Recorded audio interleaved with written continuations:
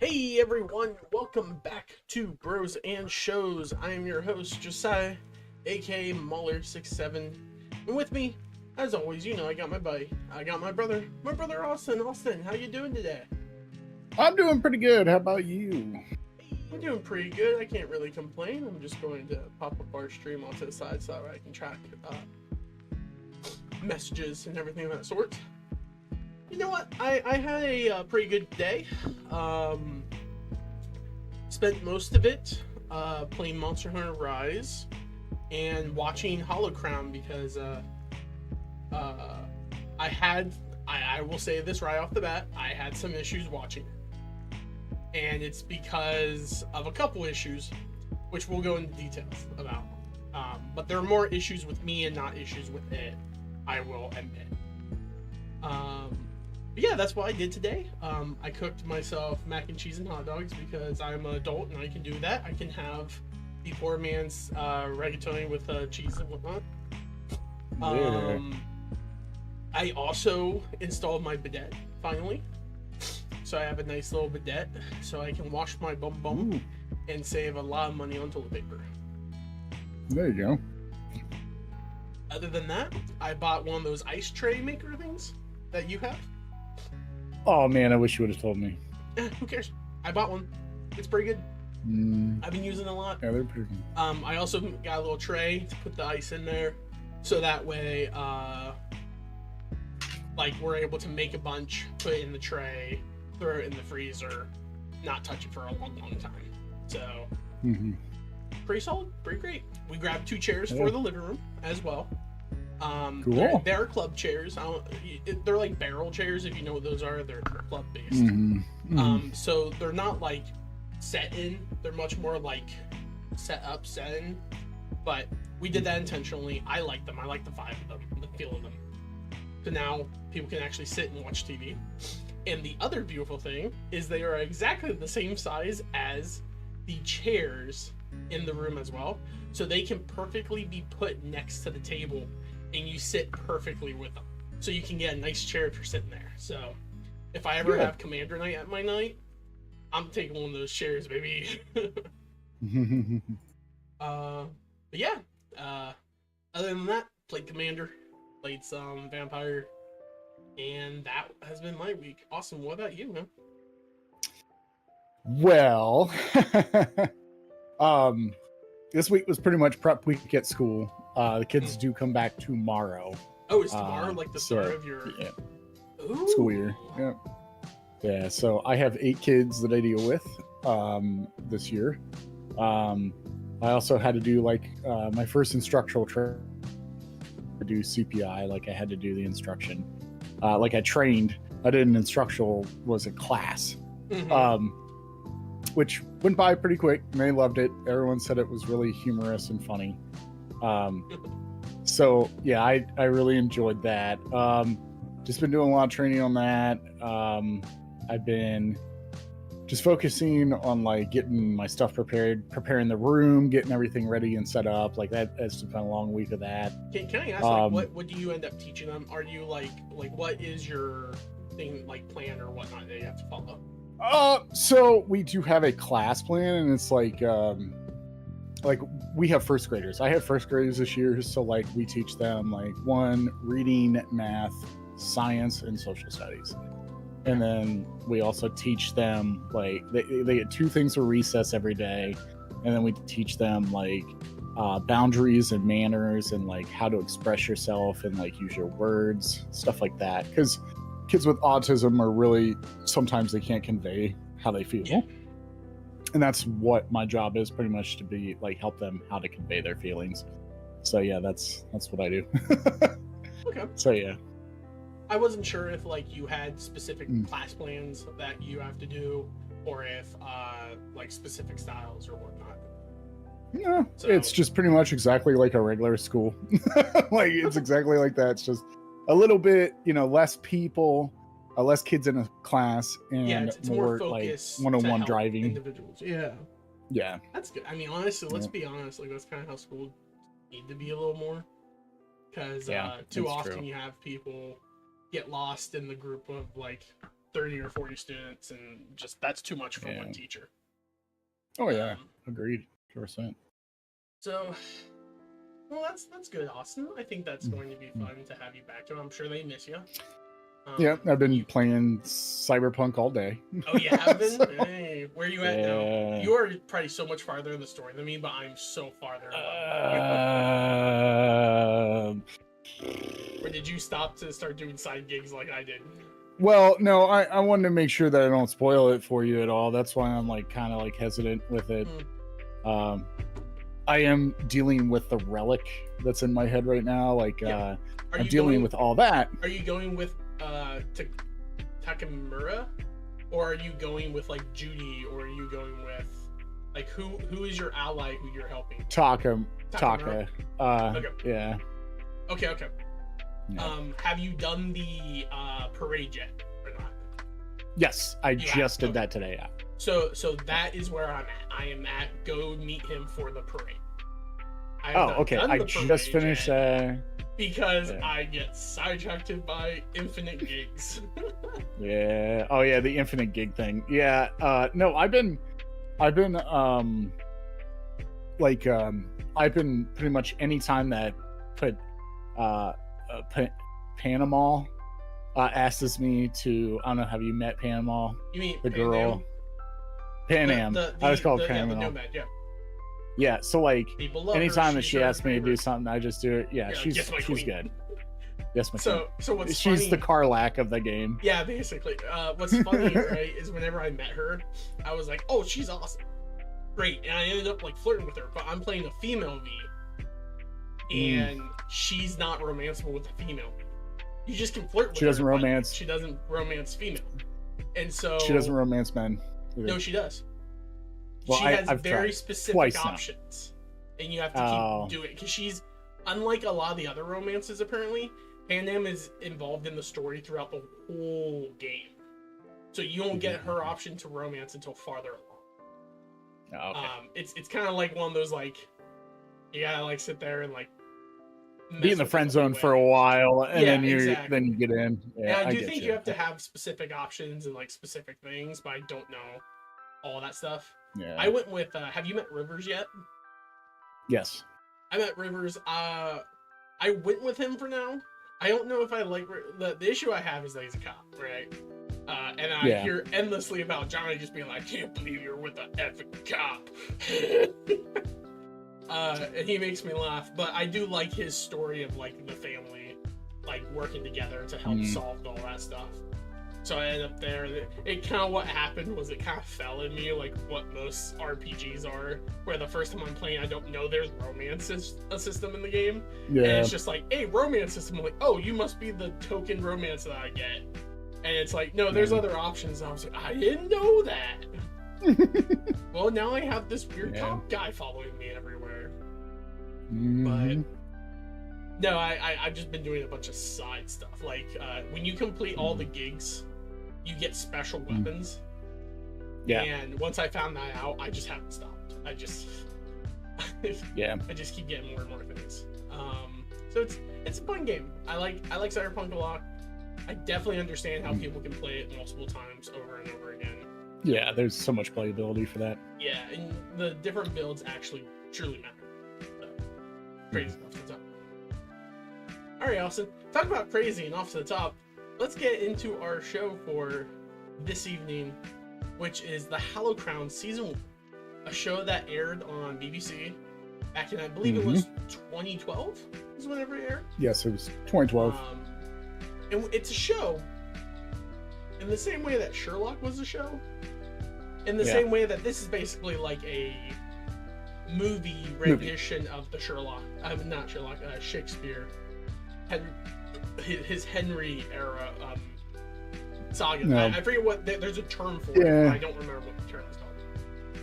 Yeah, because like, so when I first like popped this on not knowing anything about this. I was just like, hey, this looks pretty cool. I'm going to watch it. You know, he's going to watch it. This looks cool.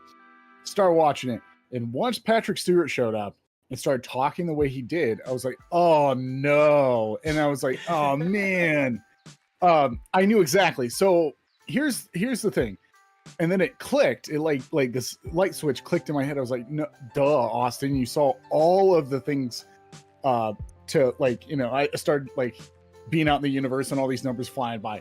No, it was more of like, oh my gosh. It was pretty much everybody that's a big actor in here are Shakespearean trained actors. And I was like, no, this is okay. So this is a rendition of Henry II, the play. Henry the Third, or Richard the Third, Henry the Fourth. Oh no, Richard II. It's Richard II, and then Henry the Fourth, part 1 and part 2. Yeah, and then it's supposed to be Henry the Fifth. Is the final. Henry V. And then it goes on to Henry VI. Which is next season is the War of the Roses. Okay. So. Cool. That actually makes me kind of excited because I like the concept of the War of the Roses because I'm one of those Final Fantasy Tactics kids, and Tactics is based off of the War of the Roses, so I'm going to enjoy that. Yeah.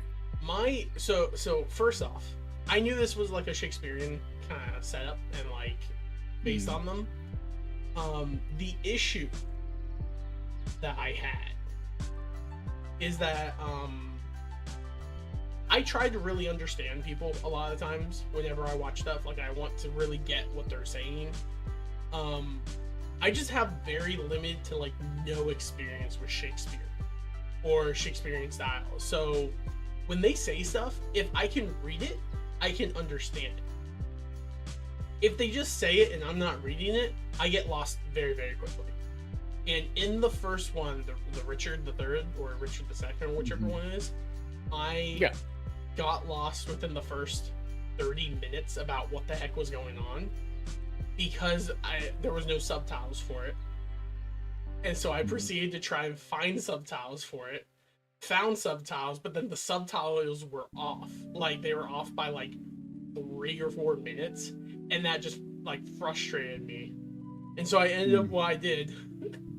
I looked up a synopsis on what happens, so I understand what's going on without the need to like listen to everyone. And so I very much ended up like watching the show in more of a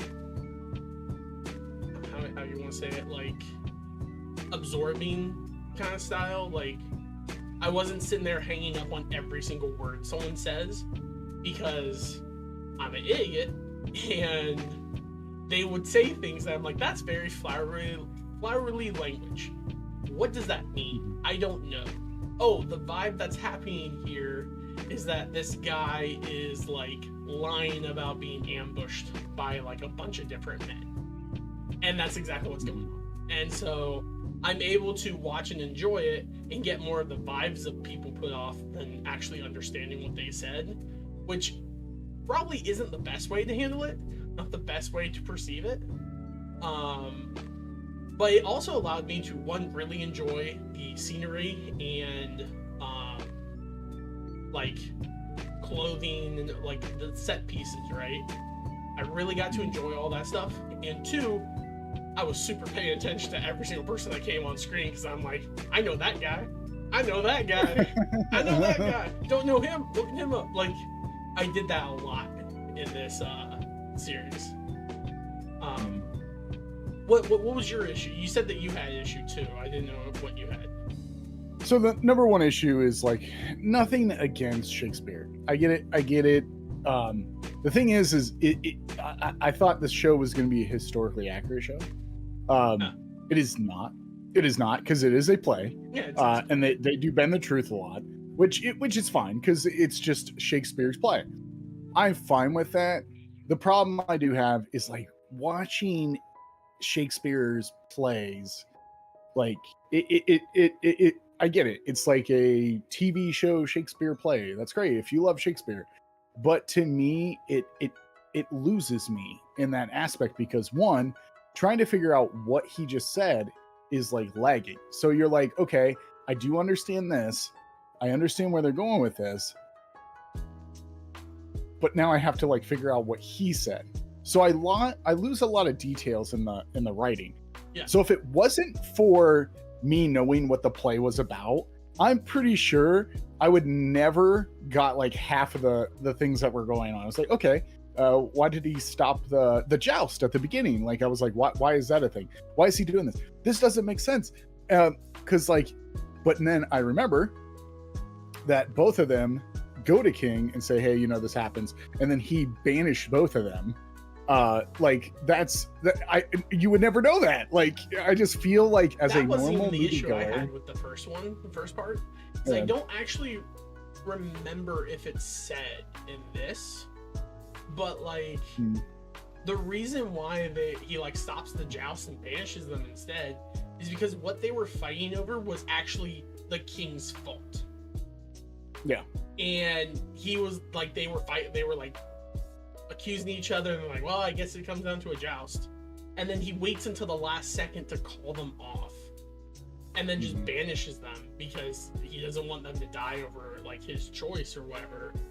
But then like it kind of shows that he wasn't that great of a king, because he waited till the last second. He didn't like make amends with the issues that he did. It's like a handful of things that like, that was the benefit of me reading the synopsis, is that I got the background. And I'm like, I don't know if it was even mentioned in the movie, and you're just kind of led to believe that these two were feuding and he stopped it for whatever reason. And then like maybe I very much caught on to like the first one when he starts raiding Patrick Stewart's house, or like I think is like he wasn't a Lancaster, he was like Black something or something like that. I can't remember what the names. I won't remember the names because they're all like old English names. Other than Lancaster, I won't remember them.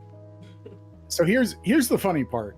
Okay. The problem that I had with this, and we've always had with this, with the play, is, do you know the Shakespeare did make so Shakespeare changed the names of the historical figures, so like you didn't know. The reason why is because people were already confused as it is. So Hal is actually Henry. Well, yeah, the other ones are Henry too. All of them are Henry. Yeah. But they changed their names so that you could do distinctful like which Henry is Henry.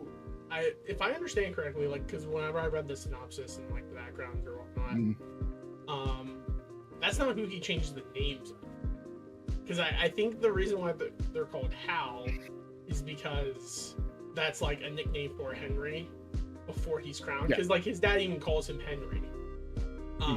And that's why like that whole scene whenever the one dude comes and they're like, I think it's like Flagstaff is his name, the big old guy who like kept lying and everything. Which that guy does not exist at all in history. That is that doesn't matter. Like that's a play embellishment, right? It's supposed to signify the change of Henry's, like he was kind of like a riffraff loving person, and then once he became king he had to cut ties and remove them.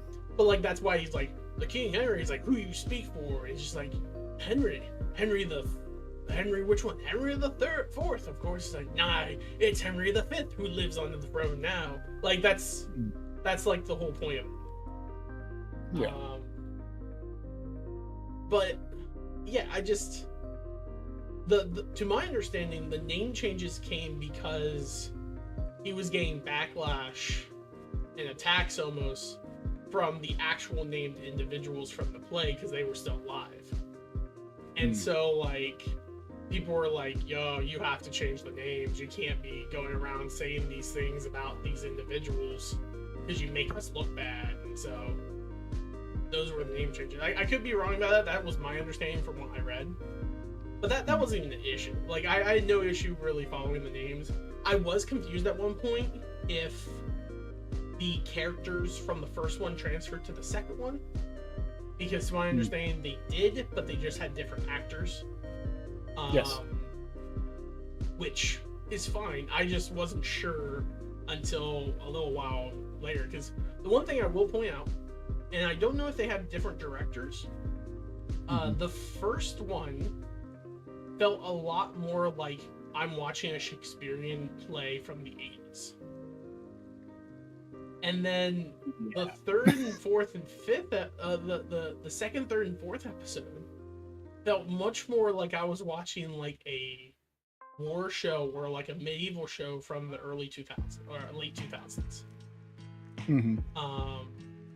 Just because like it was much more focused on like battles, it was darker visualizations and everything. While in the first one, everything was very like pristine gold, and people would be in like doublets, but there would be no dirt or anything on them. Why on the other episodes, everyone was covered in dirt all the time. Like everyone was sweating and dirty up. Like it was a great job for them, I guess.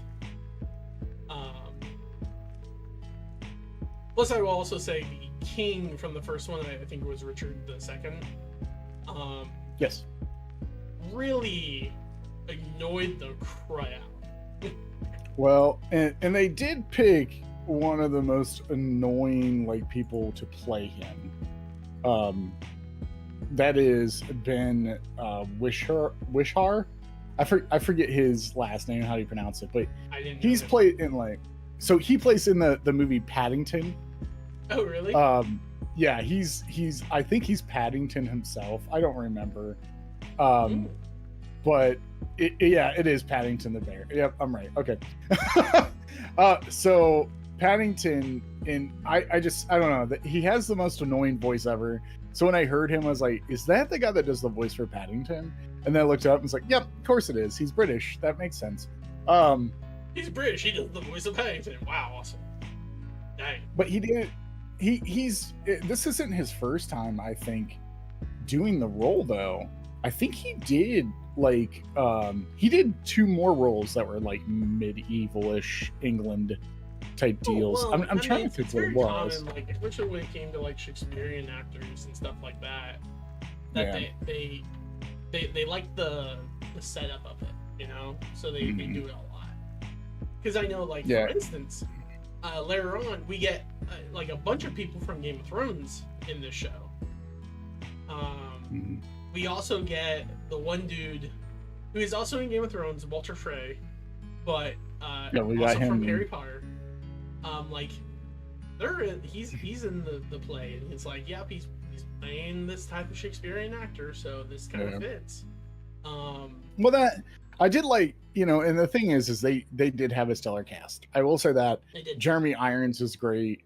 I loved Tom Hiddleston. I thought he was great. Patrick Stewart was great, and I even thought Tom Stormbridge was great. Stormbridge. I forget his name. Stormbridge. I thought they had. I just know characters. He's got that plays. Oh, okay. Just say the other character from the TV show, and I'll catch on. Because I know they have the Maester from Game of Thrones, who blows up the Citadel, the alchemist mage. They had the one dude from the north who kills Jon, who gets hanged. He's one of the people on the field. Of course, Patrick Stewart. Of course, Tom Hiddleston. I'm pretty sure, I can't put a finger on it, but the guy who played the original Henry IV in like part 3 and 4, or 2 and 3, the older one, he sounds super familiar. And I don't know if he's in like a animated series or a TV show or something, but he just sounds super familiar, and I couldn't peg him to figure out who he was. And then Jorah Mormont was also in the show as well. When he showed up, I went, "Hey, Jorah! Love that guy." Yeah, I was gonna say there's. And then also, Harry's uncle from Harry Potter, the one Dudley. He was in it at the very end of the last episode as like someone from Prince. Made me laugh. Yeah. Yeah, like I said, I recognize people. I just don't know names. Stellar cast, but like I said, it's really hard for me to watch something that's just complete Shakespeare. I never. It's just like Romeo and Juliet. I don't mind Romeo and Juliet. Like, I like the play. I think it's great. But the thing is like, it's not something I really, really enjoy. And a lot of people are like, "Oh man, you're gonna watch like the new updated version of Romeo and Juliet." And I'm like, yeah, I'll do that. And then when it first came out, it was Leonardo DiCaprio, and it was with guns and everything. I was like, oh, this is pretty interesting. And then they stuck with that same format that they did with Hollow Crown, where it's like, hey, let's keep the Shakespeare lingo in it. A lot of people were upset about that because they're like, well, we don't understand what's going on. What's that game? She's the Man kind of person. Yeah. You're one of those people. Sure. You're like, hey, I like Shakespeare. I want them not to do 10 Things I Hate About You. 10 Things I Hate About You, the Taming of the Shrew. Yeah. That's your level. Well, it's just the thing is, it's like I just feel like when I watch something, when I want to watch something, I don't want to so hyper focus on something, because the thing is when I love something that is like something I really like, which is history, or any type of like, you know, history format, I really focus too hard on that story. And when I'm trying to do it through all that language, it's like really hard for me, and it hurts my head, because I'm like, okay, I understand what they're saying, but like I gotta go back here and pause and like, did they just do that? And I'm like, okay. So if it wasn't for me not knowing the plays, like if I didn't know the plays, I'd been lost. I would have been lost completely and been like, okay, I don't understand that. I think that's the only downfall I have. Our unfamiliarity with it, you know? Yeah. Like I truly believe that, because like whenever I read those synopses and I understood the like plot, like the main plot, like not the individual, like what people were saying, I was able to like listen and pick up on things, but not feel like I have to pay attention a lot more to enjoy this. And I felt like that actually helped me a lot. So that's maybe something you want to try on this next one, is to read like a plot synopsis before jumping in, so that way it refreshes you and you can do it. Yeah. Or food went off. Because like I said, that's what helped me. I was able to read, understand, like, okay, so there's going to be a big battle. He's going to end up winning, but it's going to be at like a huge loss to them, and then they're going to sue for peace, and he's going to fall in love with this girl. And so whenever they had that whole scene where Henry and the French girl are talking, but they don't understand each other very well because they don't speak each other's language, and they're kind of like borderline badly flirting with each other, I'm watching it, not understanding a lick of what she's saying and barely understanding what he's saying, but I am enjoying the vibe of it. Like, I get what's going on, I get the feeling, I know what's happening, and I can just kind of enjoy. Like, it felt much more of like a dance than a like playing a guitar. I don't know what analogy I could make there, but it just felt better to me. While whenever I first tried to watch it, I had to focus so hard on talking, like people talking, to try and catch what was going on, that whenever I wasn't catching it, I had to rewatch the whole first episode because I didn't understand it. I got vibes, but I did not get anywhere near the correct. So, all in all, though, I mean, I enjoyed it. Like, I thought it was good. This, to me, I would really like it if I was in, like, say, English, like 10th grade, 9th grade, 12th grade English, right? If we read Shakespeare, we read one of these, and then we would watch one of these. I would love that. Like, if I was a student, I would be like, that's amazing to see it transferred in such a good quality, right? Because I could be wrong, because I've never seen a play of this. I felt like it was a very good play, a very good like transfer to screen. Especially since it is a great transfer to screen. Well, the fact that they were able to do like all the battle scenes justice and everything, because I assume on a play, you couldn't get that. You had to like fudge a lot of stuff, do the like cliche like 4 soldiers run out like, oh, 4 of them fighting and half of them run off to the side, and then you see like shadows going to make you think that there's a bunch more people fighting. But here you got to see like individual people fighting. They probably add a lot of extra like combat situations to make people fear like, oh no, are they going to die or whatnot. But I liked it because of that. And so as a like, if I was a teacher, I would be like, yeah, we're going to do this instead of the cliche Romeo and Juliet, and then we're going to watch this awesome show. Let's do it, kids. Like, that to me would get me more excited than like,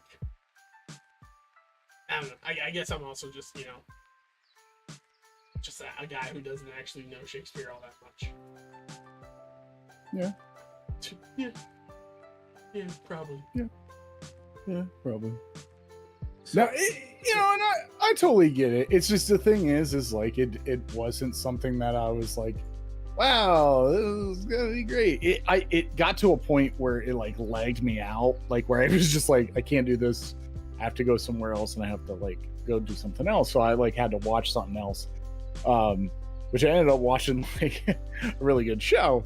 But it did get to a point where I couldn't watch it a lot, so it took me a while to watch this. It wasn't like, hey, I'm gonna sit down, because like Sherlock, I can sit down and watch a whole episode of Sherlock. Yeah, that's no problem. Yeah, but well, it's more monetized. This is a little hard. Yeah, this is a little bit harder, but I still made it through. It's okay. I think if I ever wanted to watch like a Shakespearean thing, this is a very good cut of it. I think if someone came to me and it's like, I want to get into Shakespeare, but I don't want to read stuff or whatnot, I may be like, watch this. If you can enjoy it or watch it and like pay attention enough to enjoy it, give it a try. Maybe you will like it. So, maybe. I keep seeing it every single time I see the Henry from the first one. How he doesn't wear like pants and he just has like shorts on almost, and like he always looks like he's wearing like a doublet up top and then just like nothing below. And so we'll cut to him like on the horse. I'm like, dude, he's riding the horse naked. He just has his shirt on. Dude just woke up on Sunday morning. Because like they'll show him in the trailer here, like he'll be kneeling in front of the altar, and his dad will come in with the sword to like present to him, like, here you go, use this sword, and he's kneeling there in front of like the church, and it just looks like he's like halfway naked. it just chuckles me up. All right, Austin. Well, do you have anything you want? This is going to be a quick thing because unfortunately, there isn't a lot to say too much. Well, we could talk about like the individual stuff of it and like stuff about the Shakespearean play, right? We could talk about each individual episode because there is only 4 episodes, right? There's not a lot. No, there isn't. The one thing I will say, and I think this is kind of indicative to Shakespeare, right? Not a lot of stuff happens when you like drop it down as a synopsis. But they're 2-hour-long episodes, and I felt like most of it was just like flowery language filling up the screen for no other point about like filling up the screen. Like whenever Flagstaff was talking with the one woman he was with, and like all of his people, was all there to set up this concept that he owes debt and he needs to find money to pay back things, and he's been like doing thievery crimes and everything. Play had nothing to do with Hal at that point.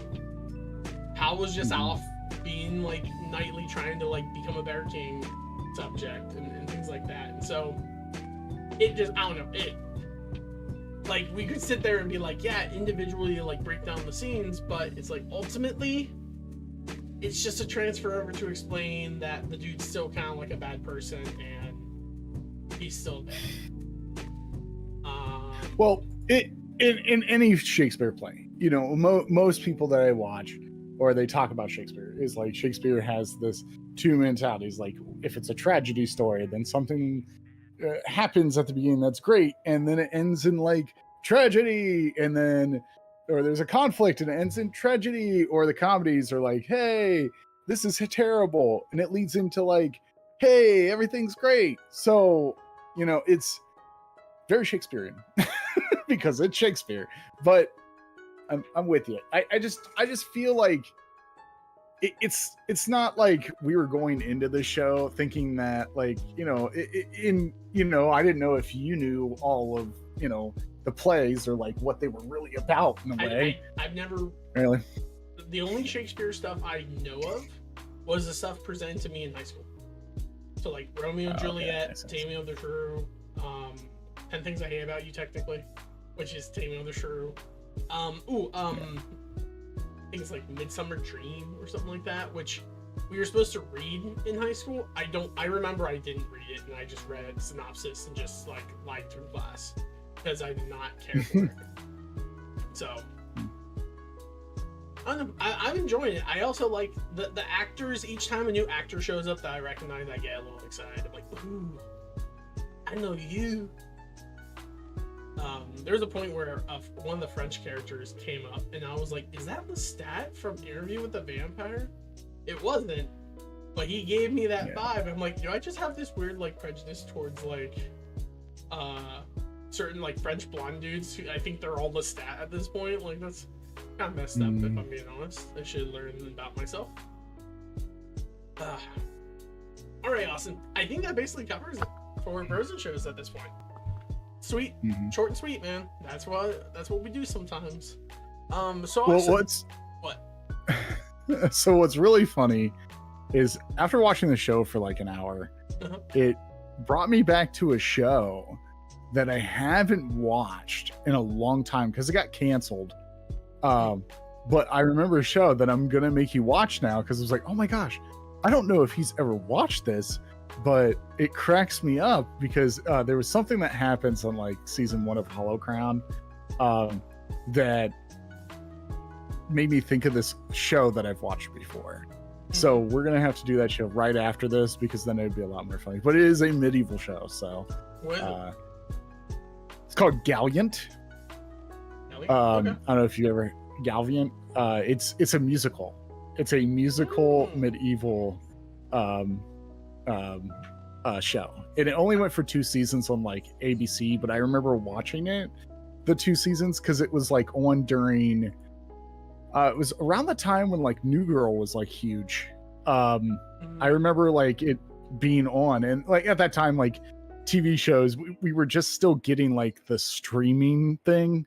Like there was Netflix pretty much was the only thing, and then you had Hulu, but Hulu was only like PC related, I think, or something like that. I forget what it was, but I remember when this came out. Oh no, it wasn't during that. It was during Once Upon a Time. So Once Upon a Time is like a Disney show. Oh yeah, that I know Sydney used to watch all the time. So when we first got together, she would watch that, and then she'd fall asleep, and then this show would be on afterwards. And I was like, wow, this is actually a banger. Like I like this. So I actually looked it up, and I didn't know, but it did run for 2 seasons. I have not watched the 2nd season yet, so I'm gonna actually start the 2nd season of it. But I just remembered it like watching the Hollow Crown. And I don't know if you knew this, but do you know how they got the name for Hollow Crown? Because I had to like look that up because I was like, why don't they just call it the Shakespearean Tales of Henry? Well, I believe in the first episode, whenever Richard and him are holding it, like before he like agitates the throne, he explains that it's like a hollow bucket, like a hollow well leaning towards like despair and whatnot. That's the poem that's in the play, and that's what they led the show to be called the Hollow Crown. So that makes sense. Okay. But yeah. That's pretty cool. I'm glad you told me that. Anyways, Austin, I think that basically covers it for this episode of Birds and Shows. I appreciate you as always. And until next time, y'all, when we watch the Hollow Crown Season 2, thank you all so much for stopping by, and thank you all so much for tuning in.